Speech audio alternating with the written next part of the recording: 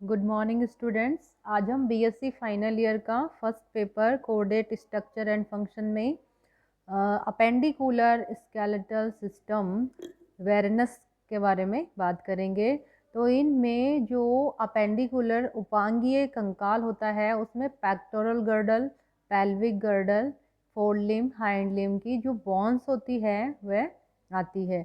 तो यहाँ पर हम बात करते हैं पहले पेक्टोरल गर्डल की। तो मेंढक की भांति यह भी दो समान अर्धांशों के समेकन से बनी होती है जो टी आकार की इंटरक्लेविकल अस्थि के दोनों ओर अस्थि होती है। प्रत्येक अर्धांश में निम्नलिखित उपास्थियां और अस्थियां पाई जाती है। जैसे डायग्राम देखिए इसका, वेरेनस का पेक्टोरल गर्डल, तो यह दो अर्धांशों से मिलकर बना है, स्कैपुला एंड क्लेविकल। स्कैपुला में suprascapula, clavicle and scapula structure इसमें पाया जाता है। Epicoracoid, interclavicle, episternum, mesocoracoid, paracoracoid, glenoid cavity, supracoracoid foramen, sternal ribs, sternum, coracoid groove पाई जाती है।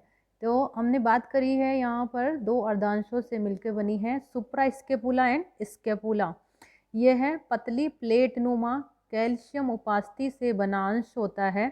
आगे की ओर स्केपुला से जुड़ती है और पीछे की ओर यह वर्टिबल कॉलम की ओर वक्रित किंतु मुक्त रहती है।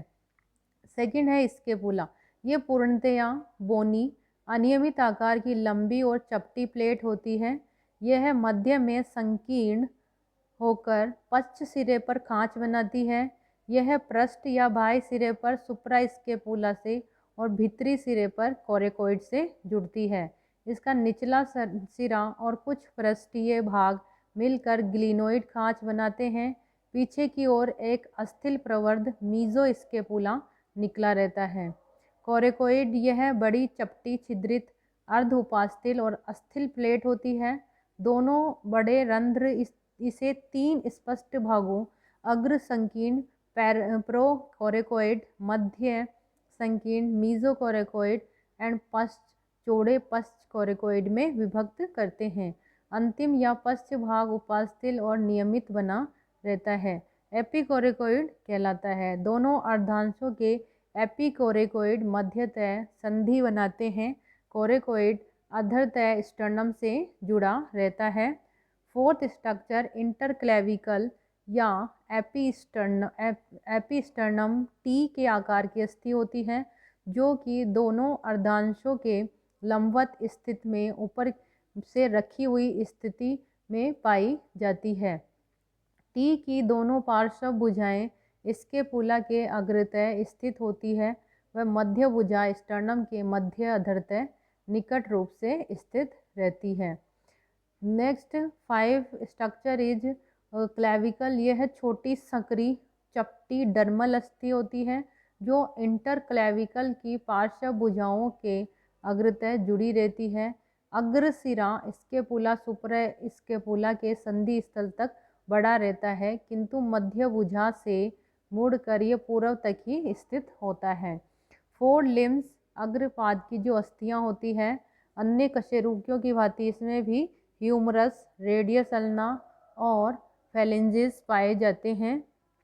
ह्यूमरस यह ऊपरी भुजा में पाई जाने वाली अकेली अस्थि होती है।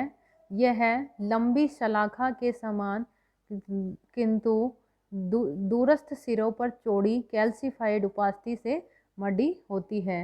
देखिए यहाँ पर ये स्ट्रक्चर दिखाया गया है ह्यूमरस का।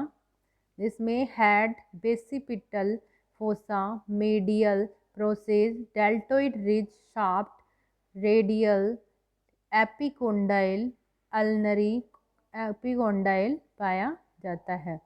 तो यहाँ पर हम देखते हैं कि ह्यूमरस जो होती है इसका अग्र सिरा गोलाकार होता है और ग्लिनोइड कैविटी में फिट होता है।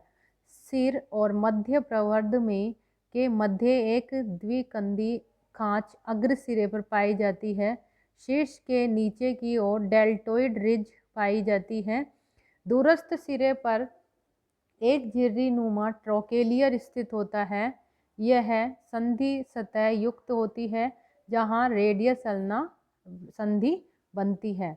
सेकंड जो इसकी नेक्स्ट बोन है रेडियस अल्ना, यह फोर लिम्ब की द्वितीय अस्थि होती है और रेडियस अल्ना दो लंबी अस्थियों के साथ साथ जुड़ने से बनी होती है। रेडियस अल्ना में दो उभार पाए जाते हैं। दूरस्थ सिरे पर कार्पस भाग से जुड़ी होती है और अल्ना अपेक्षाकृत दृढ़ अस्थि होती है। इसके अग्र सिरे पर ओलेक्रेनन प्रोसेस पाया जाता है। दूरस्थ सिरे पर कार्पस के संधि बनाने हेतु उत्तल सतह बनी रहती है।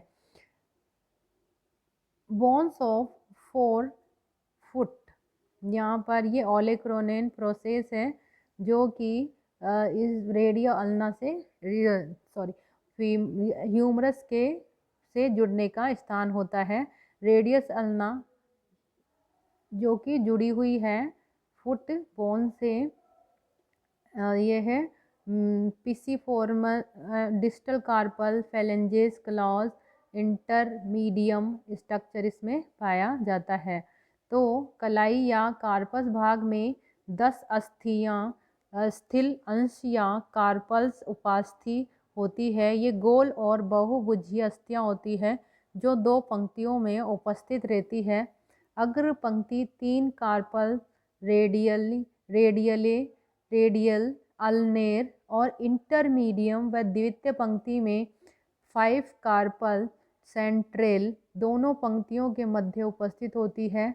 शेष एक पिसिफॉर्म अल्ना अस्थि के दूरस्थ सिरे के पश्च अक्ष दिशा में स्थित होती है। हथेली में 5 लंबी मेटाकार्पल्स होती है जिनसे 5 उंगलियां 2, 3, 4, 5 और 3 उंगलास्थियाँ पाई जाती हैं। अंतिम सिरे पर हॉर्नी क्लॉज पाए जाते हैं। इसी तरह हाइंड लिम्ब की जो बोन्स हैं इसमें पेल्विक गर्डल, यह भी 2 समान अर्धांश ओस इनोमिनेटस के समेकन से बनती है। प्रत्येक अर्धांश एक त्रिअक्षीय रचना होती है। प्रत्येक रेखा में 3 विभिन्न अस्थियां जो इलियम इस्चियम प्यूबिक पाई जाती है। तीनों अस्थियों के संधि स्थल पर एसिटाबुलम नामक खांच बनती है जिसमें फीमर अस्थि का शीर्ष फिट होता है। तीनों अस्थियों की संधि रेखाएं इनकी सीमाओं का ज्ञान कराती है।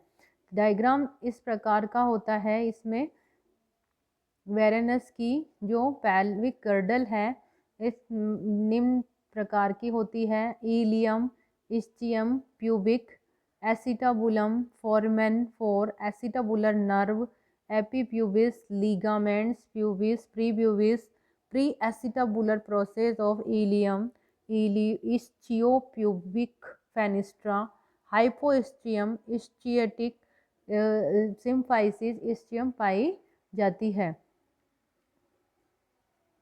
इलियम जो भाग होता है चपटी शलाका समान दृढ़ अस्थि होती है जो एसिटाबुलम के पीछे की ओर बढ़ी रहती है। यह पीछे की ओर बढ़ी रहती है और सैक्रल कशेरुक से संधित या संधि बनाए हुए पाई जाती है। यह बाहर की ओर एक घुंडी नुमा पूर्व एसिटाबुलर प्रोसेस के रूप में निकली रहती है। यह अस्थि एसिटाबुलम का लगभग 1/3 भाग बनाती है। प्यूबिस, यह चपटी और वक्र अस्थि है जो एसिटाबुलम के नीचे और आगे बढ़ी रहती है। दूसरे अर्धांश के समान भाग से प्यूबिक सिम्फाइसिस द्वारा मध्य अधर रेखा से जुड़ी रहती है। इस सिम्फाइसिस के अग्र सिरे पर सामने को एक उपास्थिल घुंडी एपीप्यूबिस पाई जाती है। प्यूबिस अस्थि एसिटाबुलम की संरचना में 1/3 भाग बनाती है। इसमें एक रंध्र भी पाया जाता है जिससे आर्ब्यूरेटर तंत्रिका निकलती है। प्यूबिक से बाहर की ओर एक प्री प्यूबिक प्रोसेस भी निकला रहता है जो आर्ब्यूरेटर रंध्र के पीछे स्थित होता है। इस्चियम, यह चपटी लंबी वक्र अस्थि होती है जो एसिटाबुलम से मध्यतः बढ़कर दूसरे अर्धांश से वृद्धिरत समान अस्थि से इस्चियम सिम्फाइसिस बनाते हुए जुड़ी रहती है। हाइपोइस्चियम नामक शलाका रूपी उपास्थि टुकड़ा या ऑस क्लोएका इस्चियम सिम्फाइसिस के पीछे की ओर बढ़ा रहता है। यह क्लोएका की अधर भित्ति को आलम्बन प्रदान करता है। प्यूबिस और इस्चियम के मध्य रिक्त स्थान पाया जाता है। यह मध्य योजी तंतु द्वारा दो पार्श्वीय इस्चियो प्यूबिक छिद्रों में विभक्त होता है। अगर फ्रॉग और वेरेनस के अपेंडिकुलर स्केलेटन की बात करें, comparative anatomy, pectoral girdle of frog and varanus, तो निम्न प्रकार की विभिन्नताएं और समानताएं इनमें पाई जाती है। जैसे फ्रॉग में जो पेक्टोरल गर्डल और वक्ष भाग में पाई जाती है तथा अग्रपाद और उनकी पेशियों को संबल प्रदान करती है। इसी प्रकार वेरेनस में पेक्टोरल गर्डल वक्ष के अग्रभाग में स्थित अग्रपादों को आलंबन प्रदान करती है।